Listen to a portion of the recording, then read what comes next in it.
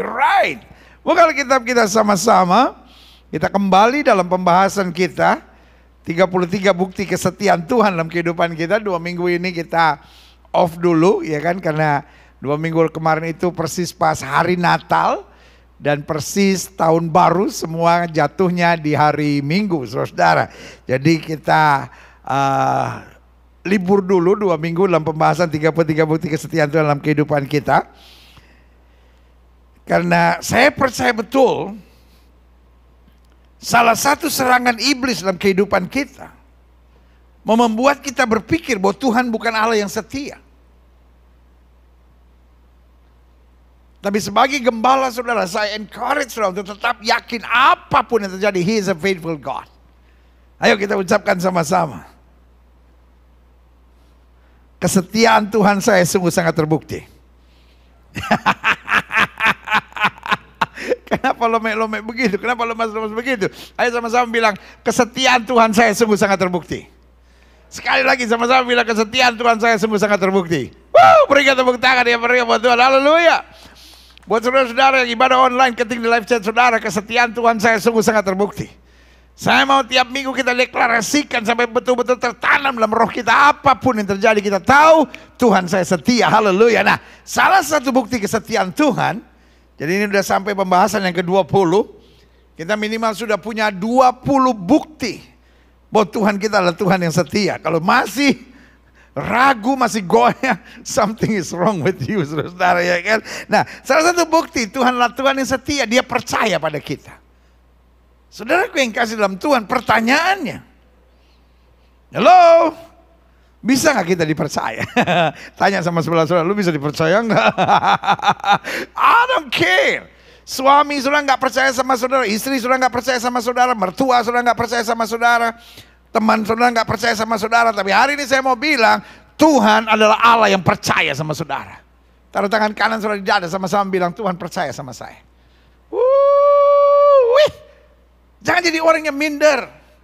Jangan jadi orang yang seperti nggak punya harga diri, nggak punya pegangan dalam hidup karena selalu berpikir semua orang nggak percaya sama saya. I don't care. Tuhan percaya, dan kalau Tuhan percaya dan kita bisa dipercaya, maka Tuhan akan percayakan hal yang dasar dan luar biasa. Haleluya. Klik. Ini yang kita mau belajar. 2 Korintus 5 ayat 17-19. Jadi siapa yang dalam Kristus Yesus, ia adalah ciptaan yang baru. Ya, setuju sama saya, katakan saya ciptaan yang baru. Ketik di live chat saudara, saya adalah ciptaan yang baru. Haleluya, kita adalah ciptaan yang baru. Yeah, reason to joy. Ya kan? Ada pepatah bahasa Indonesia yang bilang, sekali lancung ke ujian seumur hidup orang tidak percaya. Pak, sekali kau buat kesalahan sama istri, Pak, wanita itu memori penyimpanannya itu 1 tera, Pak. Iya kan? Kan kalau WA kita bisa pasang tuh, iya kan? 1 hari hilang semuanya, atau 3 hari hilang semuanya pesannya gitu. Waduh, tapi istri, Pak, punya memori, Pak, 1 tera, Pak. Kejadian yang 16 tahun yang lalu, 18 tahun yang lalu, sekali kau salah, Pak. Waduh, ada masalah 16 tahun kemudian diungkit lagi. Jangan ketawa, Bu, bertobat. Iya kan? Loh, hukum Alkitab kan bilang sederhana, bukan soal laki atau perempuan. Apa saja yang kamu tidak ingin orang perbuat kepadamu, jangan perbuat kepada orang lain, Bu. Terus ibu senang ngungkit-ngungkit kesalahan suami, terus ibu gak pernah salah ya, Bu, ya? Ibu kayak Tuhan ya, Bu, yang perlu kita sembah gitu ya, Bu, ya. Sadar, Bu. Kita pikir kesalahan saya gak sebesar suami. Lu bukan soal sebesar siapapun. Salah adalah salah. Boleh gak sih dalam hidup ini stop gitu. Jangan terus membenarkan diri sendiri. Satu saat kau akan menyesal sendiri karena akhirnya kau melihat itu cara kerja setan untuk menghancurkan. Iblis memang gak mau ada damai. Caranya iblis terus korek-korek masa lalu. Pak, emang kebaikan istri gak pernah kau hitung, Pak? Bu, jangan sesadis itulah. Emang suamimu setan, Bu? Suamimu kan memang ada banyak kesalahan, tapi juga banyak kebaikannya kan. Kan sekarang tergantung pikiranmu. Pernahkah kebaikan yang 15 tahun yang lalu kau ungkit? Berarti kau kan dipakai setan, senangnya mau ungkit yang masa lalu yang sakit-sakit, yang berat-berat. Hei, 12 tahun yang lalu perbuatan baik suami, saudara masih ingat? Ke laut. Berarti setan yang taruh dalam pikiranmu. Setan yang terus mengingatkan. Setan gak mau rumah tanggamu bahagia. Setan gak mau suamimu meninggalkan masa lalunya dan masuk pada kehidupan yang baru.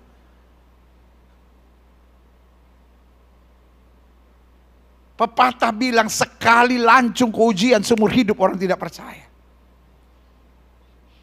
Iblis memang kalau mengintimidasi jago, tetapi ini yang luar biasa. Siapa yang ada dalam Kristus, ialah ciptaan yang baru. Bu, engkau ada dalam Kristus atau masih diikat setan? Gak apa-apa ya saya ngomong apa adanya. I'm your pastor. Kalau saya nggak ngomong apa adanya, ntar nggak ngerti lagi ya kan. Makanya saya ngomong jelas, Bu. Ibu ciptaan baru atau masih kerasukan setan, Bu? Pak, Bapak udah ciptaan baru atau kerasukan setan, Pak? Kalau masih dibelenggu iblis ya udah sekali lancung ke ujian seumur hidup orang tidak percaya. Tapi kalau kita sudah ciptaan baru, Alkitab bilang, jadi siapa yang dalam Kristus, ia adalah ciptaan yang baru. Dia punya value yang baru. Dia punya prinsip yang baru. Dan apa value dan prinsip yang baru itu? Yang lama sudah berlalu. Haleluya. Sesungguhnya yang baru sudah datang. Karena Tuhan mau curahkan anggur yang baru. Dan anggur yang baru gak bisa disimpan dalam kirbat yang lama. Makanya Alkitab bilang, barang siapa dalam Kristus ialah ciptaan yang baru. Yang lama sudah berlalu, sesungguhnya yang baru sudah datang. Dan semuanya ini dari Allah. Yang dengan perantaran Kristus telah mendamaikan kita dengan dirinya. Dan yang telah mempercayakan pelayanan perdamaian itu kepada kami. Lihat prosesnya gini. Tuhan menciptakan menjadi baru dulu. Jelas ya, yang lama berlalu dulu. Yang lama udah dihapus sama Tuhan. Dilupakan oleh Tuhan. Lalu yang kedua, Tuhan menjadikan baru. Lalu yang ketiga dikatakan apa? Mendamaikan kita. Tuhan gak ingat-ingat yang sudah lagi. Kita diperdamaikan. Dan kemudian, kita dipercaya. Untuk menjadi berkat. Untuk mempercayakan pelayanan pendamaian itu. Kabar dahsyat ini. Kepada kami. Sebab Allah mendamaikan dunia dengan dirinya oleh Kristus. Dengan tidak memperhitungkan pelanggar mereka. Dengan tidak mengingat-ingat lagi. Jelas ya. Orang masih suka ingat kesalahan orang, kekurangan orang, kelemahan orang, dan membicarakannya. Itu orang-orang masih dibelenggu setan, saudara. Sorry saya ngomong apa adanya. Karena kalau kita ikut Kristus, yang lama sudah berlalu, yang baru sudah terbit, didamaikan. Lalu Tuhan mulai mempercayakan pelayanan pendamaian. Lalu kemudian Allah mendamaikan dunia dengan dirinya oleh Kristus dengan tidak memperhitungkan pelanggar mereka. Ia telah mempercayakan berita pendamaian itu kepada kami 2 kali ulangi. Tuhan mempercayakan. Mempercayakan kepada siapa? Kepada kita yang lemah. Mempercayakan kepada kita yang belum sempurna. Mempercayakan kepada kita yang banyak salahnya. Tapi Tuhan yang akan menguatkan, Tuhan akan memampukan, Tuhan yang memberi Roh Kudus. Yang setuju katakan amin. Klik. Matius 25 ayat 14-15. Sebab hal kerajaan sorga. Jadi kalau kita disebut warga kerajaan sorga, sebab hal kerajaan sorga sama seperti orang yang mau berpergian ke luar negeri. Yang memanggil hamba-hambanya dan mempercayakan hartanya kepada mereka. Pertanyaan saya, hamba-hambanya sempurna semua enggak? Enggak. God knows. Kita banyak kekurangan, kita banyak kelemahan. But God trusts us. And entrusts us. Tuhan percaya kepada kita dan mempercayakan sesuatu kepada kita.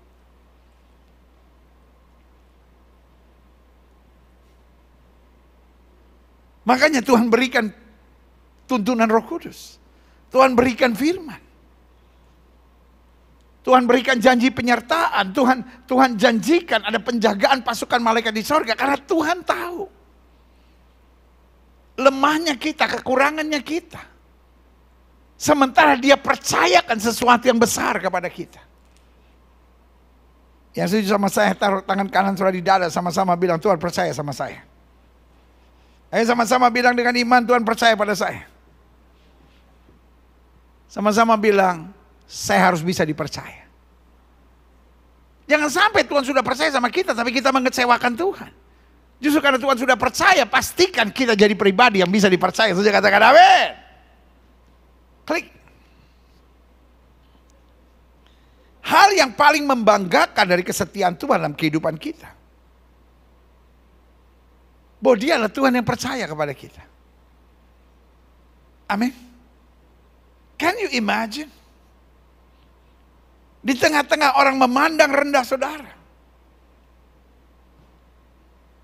Di tengah-tengah orang curiga sama saudara, tidak percaya, engkau memandang ke atas dan kau tahu dia tetap Tuhan yang percaya. Dan karena Tuhan sudah percaya, jangan kita mengecewakan Tuhan dengan menjadi orang yang tidak bisa dipercaya.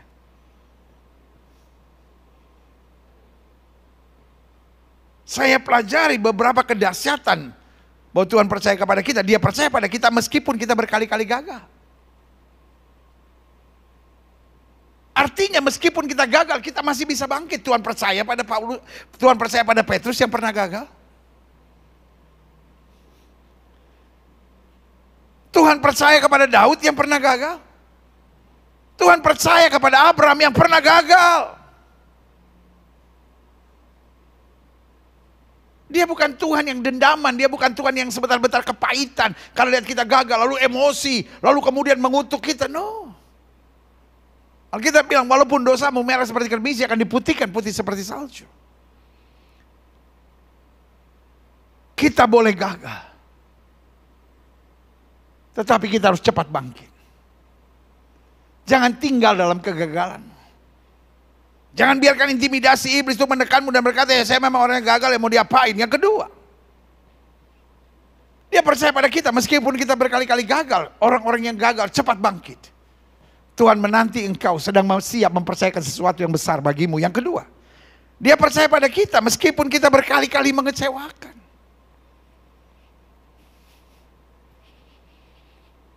Saudaraku yang kekasih dalam Tuhan,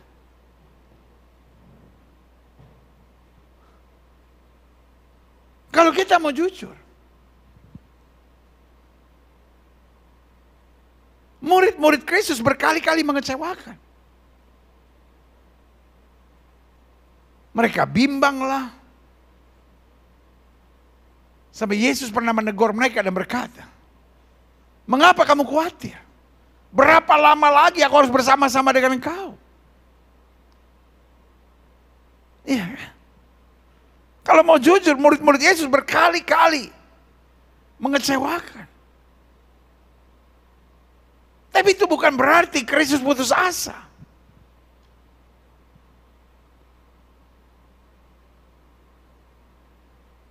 Kepada Petrus yang pernah gagal.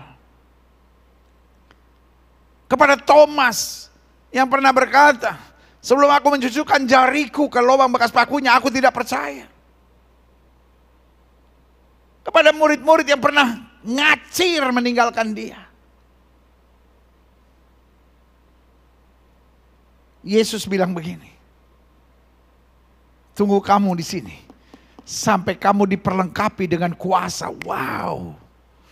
Saudaraku, sempat-sempatnya Tuhan berpikir buat mereka yang sudah begitu banyak mengecewakannya, dipersiapkan kuasa untuk mereka menjadi saksi Tuhan yang luar biasa. Yang ketiga, iya kan? Tunggu di sini sampai kamu diperlengkapi dengan kuasa untuk menjadi saksiku di Yerusalem, Yudea, Samaria, sampai ke ujung-ujung bumi. Yang ketiga, dia percaya pada kita meskipun kita berkali-kali terbukti tidak sanggup. Tuhan tidak pernah menyerah dengan kita. Waktu kita nggak sanggup, dilatih lagi. Tuhan tanya kepada Yesaya, aku mau mengutus kamu. Jangan, aku dari bangsa yang najis bibir. Tuhan mau mengutus Yosua. Yosua masih bimbang. Makanya Tuhan bilang, kuatkan dan teguhkan hatimu. Tuhan mau utus Yeremia. Yeremia bilang, jangan aku masih terlalu muda. Tuhan mau utus Musa. Musa bilang, jangan pakai aku tidak pandai bicara. Aku tidak fasih lidah. Saudaraku, Tuhan percaya sama kita meskipun berkali-kali kita nggak mampu. Tapi Tuhan dengan sabarnya latih kita. Kita nggak mampu mengampuni. Kita nggak mampu bagi waktu. Kita nggak mampu tinggalkan dosa. Kita nggak mampu lepaskan kebiasaan buruk kita. Tapi Tuhan dengan sabarnya proses kita, bentuk kita. Pertanyaannya, mau nggak kita ditundukkan Tuhan? Mau nggak kita diatur Tuhan? Maukah kita dibentuk Tuhan? Sampai dari yang tidak mampu dapat berkata, aku cakap menanggung segala perkara dalam Kristus yang memberi kekuatan kepadaku. Haleluya. Yang keempat, saya pelajari, dia percaya pada kita. Meskipun berkali-kali kita menyerah di tengah jalan. Saudaraku,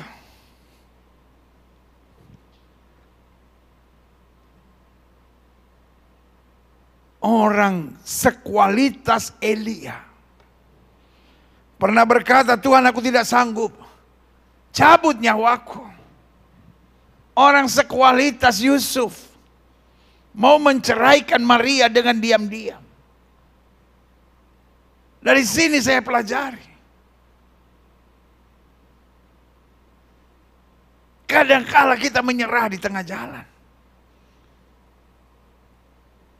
Tapi Tuhan dengan kasih-Nya kembali menyapa kita, memandang kita, mengarahkan kita, membangkitkan semangat kita untuk berkata, anakku, I trust you.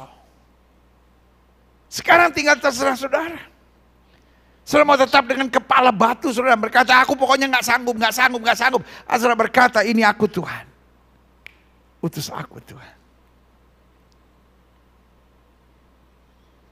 Saudaraku yang kasih dalam Tuhan, itulah kebanggaan kita. Saya yang lemah, saya yang tidak berdaya, saya yang tidak sempurna dan penuh dengan kekurangan. Tapi Tuhan dengan kasih-Nya, dengan kuasa-Nya, dengan kedasatannya percaya kepada kita.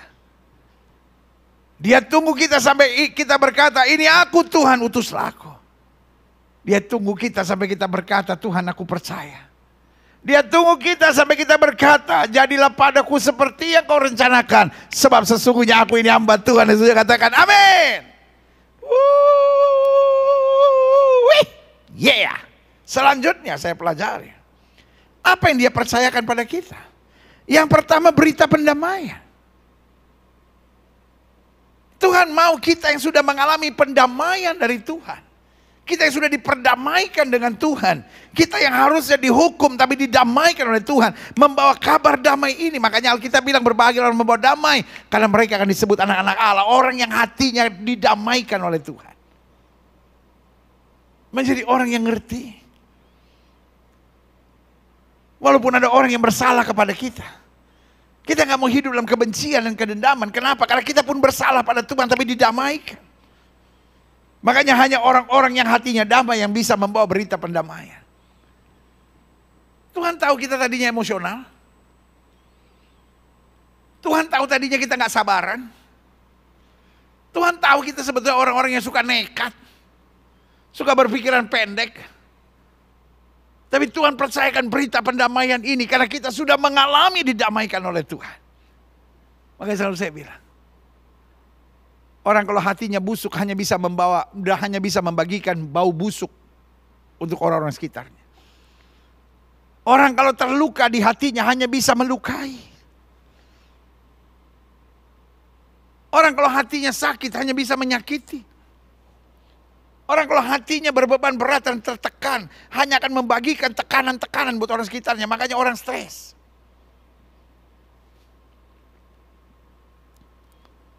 Oh, dia ada di sekitar kita hanya bikin kita stres. Orang kalau hatinya penuh pemberontakan, di sekitar kita hanya akan jadi provokator yang membawa suasana panas. tapi sebaliknya orang yang sudah didamaikan dengan Tuhan. Wuih. Ayub saya beri nama orang yang sudah berdamai dengan Tuhan. Sehingga waktu kehilangan segala-galanya dia berkata, Tuhan yang memberi, Tuhan yang mengambil, terpujilah nama Tuhan. Aku tahu engkau sanggup melakukan segala sesuatu dan tidak ada rencanamu yang gagal. Dunia penuh kebencian. Dunia penuh persaingan. Dunia penuh dengan luka-luka. Tuhan mempercayakan berita pendamaian. Yang setuju sama saya, angkat tangan kanan, kepalkan dan bilang, saya harus bawa damai. Haleluya. Yang kedua, dia mempercayakan pada kita visi keselamatan. Di bawah kolong langit ini tidak ada nama lain yang olehnya manusia selamat, kecuali dalam nama Yesus. This is not talking about religion, but this is talking about way of salvation. Makanya kita harus mengabarkan Injil. Kita bukan harus menjadikan orang Kristen, makanya kristenisasi. Ada tuduhan yang bodoh, saudara-saudara. Karena kita harus jelaskan bahwa orang Kristen pun belum tentu masuk surga. Menjadi Kristen tidak memastikan orang pasti masuk surga. Di neraka ada banyak orang Kristen enggak? Banyak, saudara-saudara. Tetapi orang yang menerima Kristus sebagai Tuhan dan Juru Selamatnya, kata Alkitab, bila akulah jalan kebenaran dan hidup, tidak ada seorang pun sampai kepada Bapa jika tidak melalui aku. Kita dipercayakan Tuhan visi keselamatan. Kita tidak dipercayakan Tuhan untuk merubah orang menjadi Kristen. Tetapi kita dipercayakan Tuhan untuk mengabarkan berita sukacita, berita pengharapan. Bahwa di bawah kolong langit ini tidak ada nama lain oleh manusia selamat kecuali dalam nama Yesus. Dan ada kepastian dalam Kristus. Makanya saya bilang, kalau kita tidak memberitakan Injil, kita orang Kristen yang sadis. Berarti kita membiarkan orang menuju ke neraka hanya karena kita nggak enakan. Lalu nanti dia marah, nanti dia tersinggung. Kita nggak perlu memaksa. Kita menawarkan, kita menyampaikan. Kalau orang menolak bukan urusan kita, karena Alkitab bilang, kalau kamu tidak berbuat sesuatu, sementara aku akan menghukum.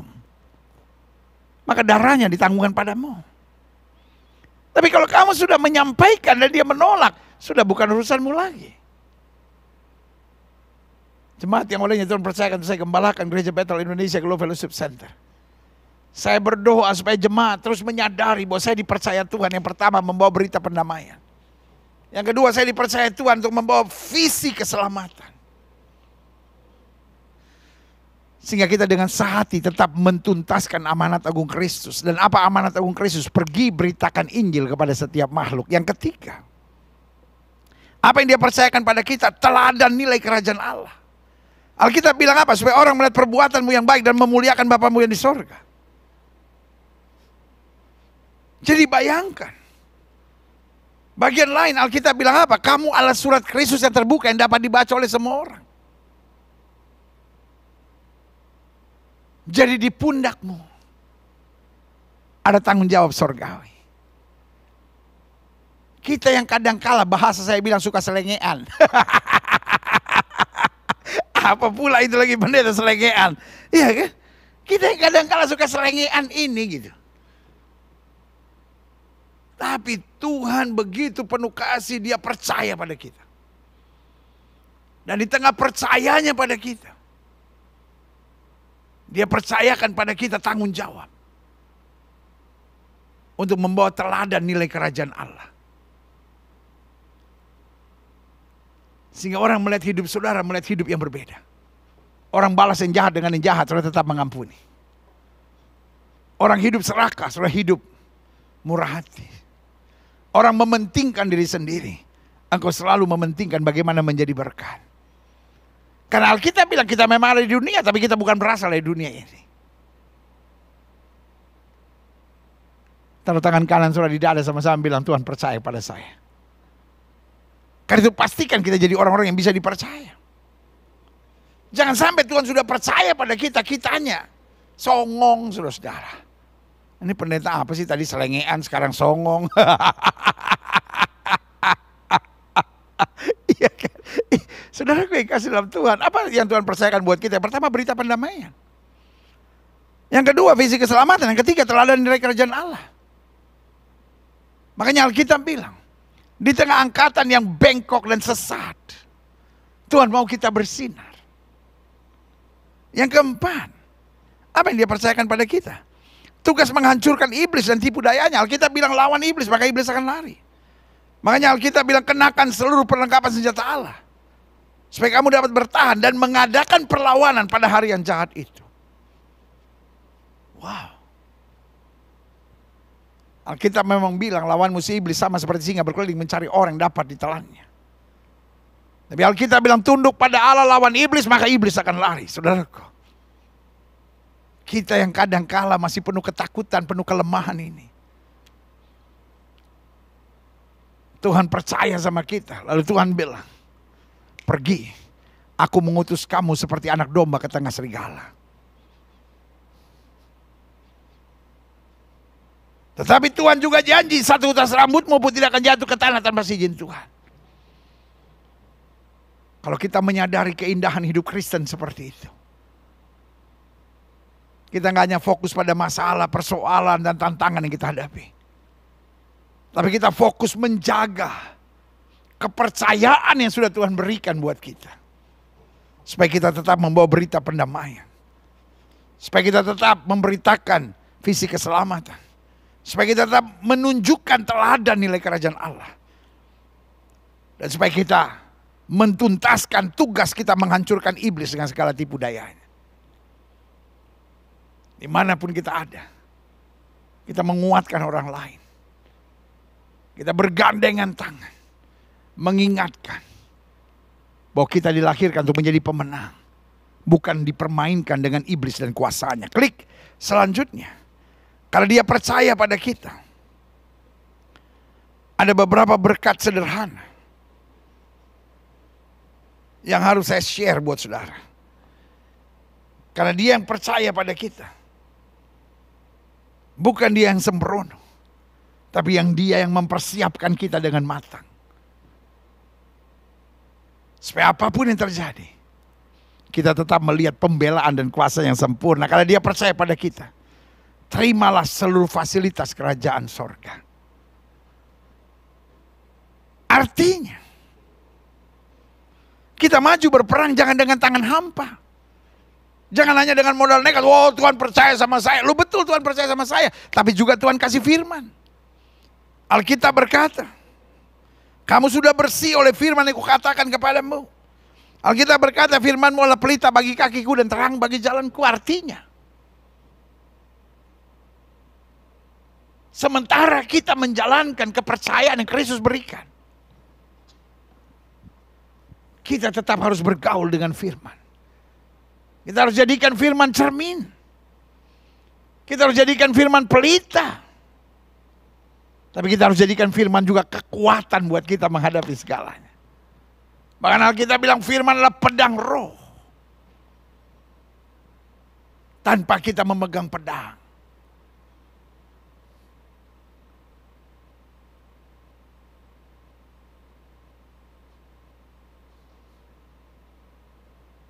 yang setuju sama saya taruh tangan kanan saudara di dada, sama-sama bilang, ada fasilitas sorga yang disediakan buat saya. Sehingga kita bilang kalaupun kamu jatuh kamu tidak akan tergeletak. Sehingga kita berkata kalaupun 1000 rebah di sisi kirimu, 10.000 rebah di sisi kananmu, itu tidak akan menimpamu. Yang setuju katakan amin. Yang kedua, karena dia percaya pada kita, milikilah kebanggaan untuk tekun dan bertanggung jawab. Jadi jangan dia percaya sama kita, kitanya ngeluh terus gitu. Aduh Tuhan tanggung jawab ini berat, aduh Tuhan saya nggak sanggup, aduh Tuhan masalahnya banyak, aduh Tuhan tantangannya bertubi-tubi. Jangan. Justru karena tanggung jawab yang diberikannya, kepercayaan yang diberikan yang luar biasa, maka kita harus memiliki kebanggaan untuk tekun dan bertanggung jawab. Tuhan, Engkau percaya kepadaku. Dan Engkau mempercayakan tugas ini kepadaku. Dan Engkau memberikan segala fasilitasnya untuk aku bertahan sampai pada akhirnya. Masakan aku menyia-nyiakan kepercayaan? Orang yang paling bodoh dalam hidup ini adalah orang yang mempercayakan. Orang yang meninggalkan kepercayaan yang diberikan kepadanya. I love you all.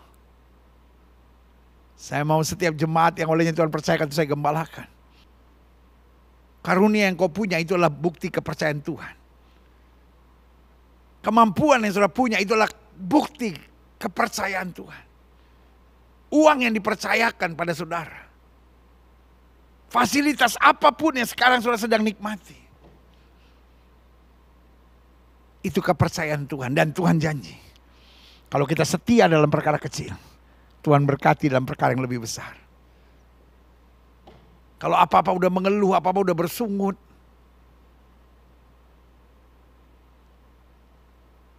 gak akan kita melihat anugerah yang sempurna. Alkitab berkata hal kerajaan sorga sama seperti seorang tuan yang mau pergi ke luar negeri mempercayakan hartanya pada hamba-hambanya. Mereka gak sempurna tapi dipercaya. Satu diberikan 5, satu diberikan 2, satu diberikan 1. Artinya kepercayaan Tuhan kepada setiap orang berbeda-beda. Tapi yang 5 don't care menjalankan, yang 2 don't care jalankan, yang 1 ini ribet. Dia simpan, itu yang jadi masalah. Kita udah mulai mengeluh, kita nggak bangga akan kepercayaan yang Tuhan berikan. Karena perjanjiannya adalah, kalau kita bisa dipercaya untuk hal-hal yang kecil, Tuhan akan mempercayakan hal-hal yang lebih besar buat kita. Haleluya. Dan yang selanjutnya, yang ketiga, yang terakhir, saya undang pemain musik maju ke depan. Karena dia percaya pada kita, miliki sukacita untuk selalu menyenangkan hatinya. Tidak ada yang lebih membanggakan dalam hidup kita kecuali kita ada pada pemahaman bahwa Tuhan yang mempunyai segala kuasa, dia percaya kepada kita. Kalau dia percaya kepada kita, karena itu kita hanya bilang, Tuhan, aku hanya mau menyenangkan-Mu. Aku hanya mau menyenangkan-Mu. Mau ada masalah kek, mau ada tantangan kek, mau ada pergumulan kek, aku tetap berjanji untuk menyenangkan hatimu. Haleluya.